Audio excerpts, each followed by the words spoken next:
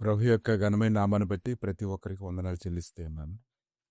ఈ ఉదయకాలాన్ని భూ సంబంధమైన విషయాల గురించినటువంటి జ్ఞానం మాత్రమే కాదు గాని, పరసంబంధమైనటువంటి సంగతులను గురించినటువంటి జ్ఞానం కూడా నీ హృదయంలోను చొచ్చుకొని పోయి, అది నీకు మనోహరంగా మారేటంత వరకు కూడా నువ్వు కనిపెట్టుకొని ఉండాలి. లోక సంబంధమైన విషయాలు అనేకమైన వాటిని ప్రతి ఒక్కరు తమ హృదయంలోనే తెచ్చుకొని వాటి గురించి అనేక చోట్ల వెదజల్లుతూ ఉంటారు గానీ, పరసంబంధమైనటువంటి సంగతులు వెదజల్లడానికి ఎక్కువ మంది కావాలి. ఎక్కువగా గ్రహించుకునేటి వాళ్ళు, ధ్యానించేటువంటి వాళ్ళు దేవునికి ఎంతగానో అవసరమై ఉన్నారు.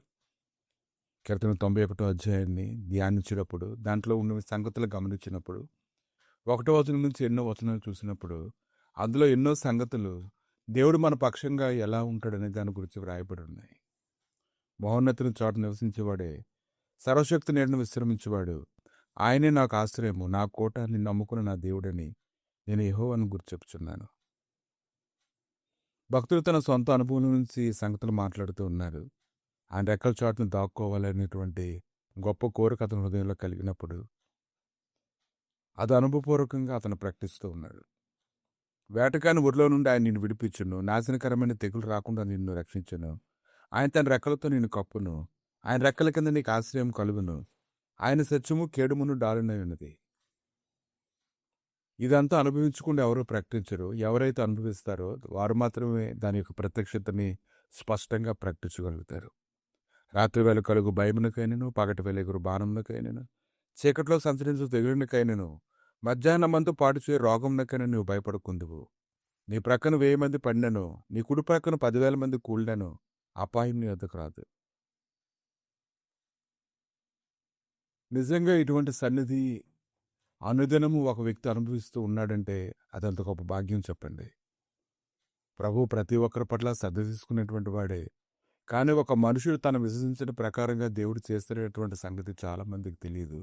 నీ హృదయంలో ఏదైతే ఆయన గురించి ఆలోచన చేసి ఆయనది నమ్మి ఉంచుతావో, ఆయన కృపని ఆవరించి నువ్వు విశ్వాసం ప్రకటించినట్లుగానే నీకు జరగడం ప్రారంభమవుతూ ఉంటుంది. నువ్వు కనులారా చూచుండగా భక్తులకు ప్రతిఫలం కలుగును. యెహోవా నీవే నా ఆశ్రయమని నీవు మహోన్నతుడైన దేవుని నీకు నివాసస్థలంగా చేసుకుని ఉన్నావు. నీకు అపాయమేమీ రాదు, ఏ తెగులు నీ గుడారమును సమీపించదు. నీ మార్గంలన్నింటిలో నిన్ను కాపాడుటకు ఆయన నిన్ను గురించి తన దూతలకు ఆజ్ఞాపించును. నీ పాదములకు రాయి తగలకుండా వారు నిన్ను తమ చేతుల మీద ఎత్తిపట్టుకుందరు. ఇటువంటి సన్నిధి ఎవరితో ఉంది? ఇటువంటి అనుభవం ఎవరికి ఉంది? దీన్ని ఇతరులకు అంతగా ప్రకటిస్తూ ఉన్నారు. ప్రతి ఒక్కరు తమ సమస్యల గురించి మాట్లాడుతూ ఉంటారు కానీ, దేవుడు తమ జీవితంలో చేసినటువంటి అద్భుతమైనటువంటి కార్యాల గురించి ప్రకటించేటువంటి విధానంలో ఏ మార్పు లేదు. ఏదో చెప్పాలి కాబట్టి వాళ్ళు చెప్పినట్లుగా మాట్లాడుతుంటారు కానీ, సమస్య గురించి అయితే వెండి బంగారాలు దొరికినట్లుగా వర్ణిస్తూ ఉంటారు. ఈరోజు సమస్య గురించి నువ్వు మాట్లాడడం కాదు, దేవుని నీ జీవితంలో చేసినటువంటి గొప్ప అద్భుతాల యొక్క సన్నిధిని గురించి నువ్వు ప్రకటిస్తూ ఉండాలి. నువ్వు సింహంలో నాగుపాములను త్రొక్కెదవు, కొదంశంలోను భుజంగంలో అనక దొరికెదవు. అతను నన్ను ప్రేమించున్నాడు గనుక నేను అతన్ని తప్పించదను. అతను నా నామం ఎరిగినవాడు గనుక నేను అతన్ని కనపరచదను. అతను నాకు మొరపెట్టగా నేను అతనికి ఉత్తరం ఇచ్చేదను. శ్రమలో నేను అతనికి తోడి ఉండేదను. అతను విడిపించి అతను గొప్ప చేసేదను. దీర్ఘాయుక్షతో అతను తృప్తిపరచదను. నా రక్షణ అతనికి చూపించదను. ఇదంతా ఎందుకు? అతడు ఆయన నామాన్ని ఎరిగాడు కాబట్టి దేవుడు అతని పక్షంగా ఉండడాన్ని చూస్తూ ఉన్నా.